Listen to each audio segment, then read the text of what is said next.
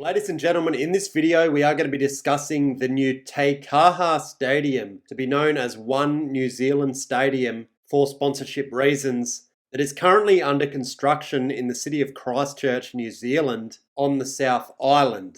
And we're also going to be discussing the potential for this stadium to open the door for the potential 19th NRL license to be based out of the city of Christchurch and out of this new stadium, and asking the question of whether that team could be coming into the competition in the next few years. Now, a little backstory in terms of the city of Christchurch. Previously, the main stadium in the city was Lancaster Park, also known as AMI Stadium. It did hold about 38,000. It was a multi-purpose rugby and cricket stadium. We know that is quite a popular configuration in New Zealand, where they do have a sort of small cricket stadium, but they can move the seats in for the rugby. I'm not a massive fan of that setup. I'd rather just have a dedicated rectangular and a dedicated oval stadium, and it does seem they are going that way. But this old stadium did remind me a little bit of a mini American football stadium, where you do have those big stands on either side and the smaller stands behind each end. And funnily enough, this stadium did actually get a renovation in 2010, where they did build a new stand that held about 13,000 on the eastern side of the ground. It was the Dean's Stand, which opened in early 2010. But unfortunately, the stadium was damaged by the 2011 Christchurch earthquakes, and the damage was so bad that they did actually have to demolish the whole stadium, including the newly renovated stand, which was a bit of a shame. And that basically left the city of Christchurch without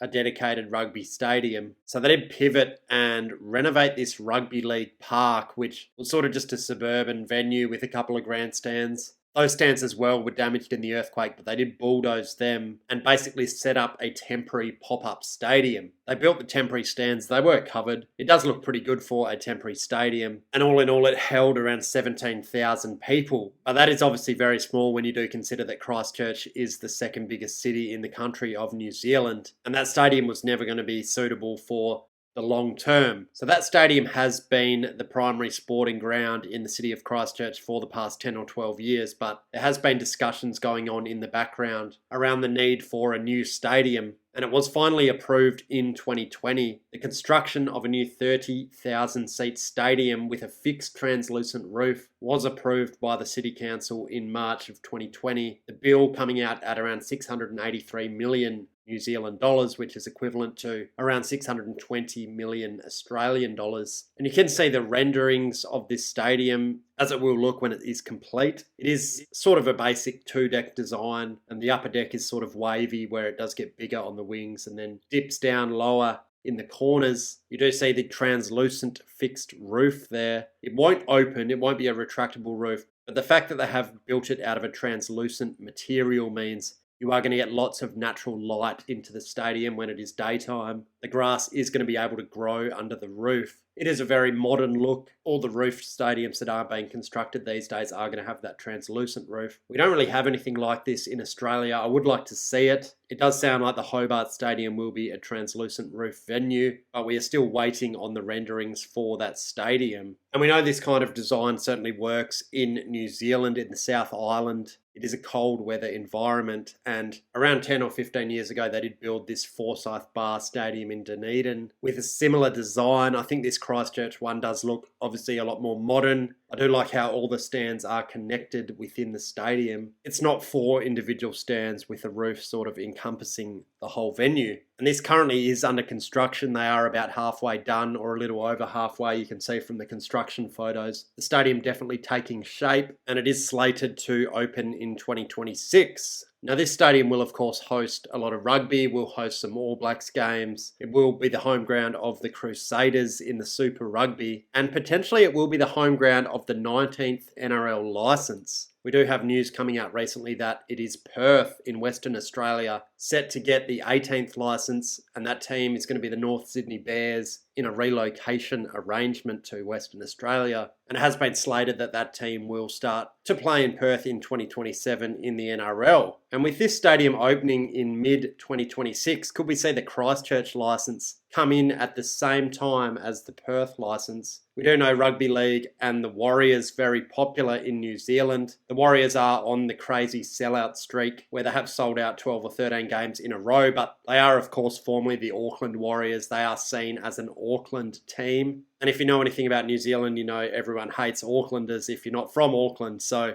the fact that Christchurch is on the South Island and the Warriors are a long way away and are based out of Auckland, I think it does open the door for a Christchurch or South Island based team. We do know rugby league very popular with the youth in New Zealand. It is a much faster game than Union. It is a lot more free flowing, and that really appeals to the younger generations. We know obviously a lot of issues with rugby, with the send-offs, with the scrums, with the amount of penalties that are blown. It is a frustration for a lot of rugby fans, so league has sort of filled that gap a little bit. And we know there currently are no South Island-based New Zealand teams that do play in Australian competitions. When you think of the A-League, the NBL, the NRL, they are all Auckland or North Island-based teams. But Christchurch is actually the second biggest city in the country of New Zealand when you account for the metro area. So when you compare a Christchurch bid in the NRL versus a Wellington bid, I think the Christchurch bid does make sense, especially with this stadium. There was a proposal that came out earlier this year, the South Island Kia, which I believe is a native bird to New Zealand. You can see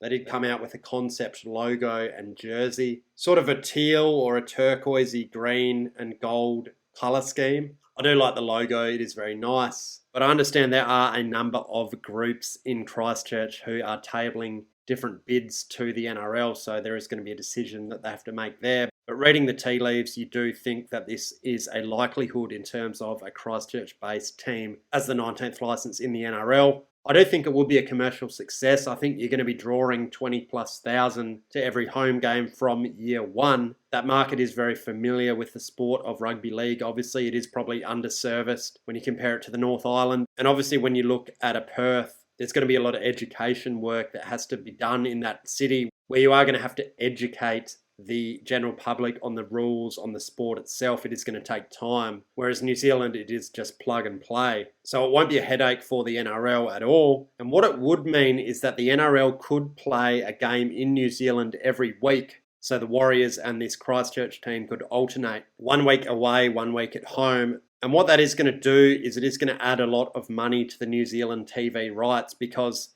the broadcaster does have a piece of local content to produce every week, which is a big bonus. We know New Zealand, obviously a first world country, similar standard of living to Australia, so you're not going to have the issues that you are going to have in Papua New Guinea in terms of there being not a lot of money and disposable income among the general populace there. You do have the situation with the high crime. There's a question mark about whether players would want to live there. I've gone through this in another video. It is dependent on government funding, and all in all, I think it's a terrible idea to go to PNG, but New Zealand definitely ticks all the boxes for me. So we will watch the progress of both the stadium and the potential team over the next few months and years. And I will bring out a few more videos just detailing those projects as they come to hand. But either way, guys, that is going to do it for this video. Thanks for watching, and don't forget to subscribe for more.